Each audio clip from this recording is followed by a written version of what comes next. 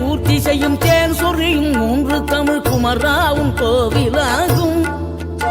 தினம் தேடி வரும் பக்தர்களின் தெளிவான முதிர்ந்த மனம் முருகாவும் மயிலுமாகும்.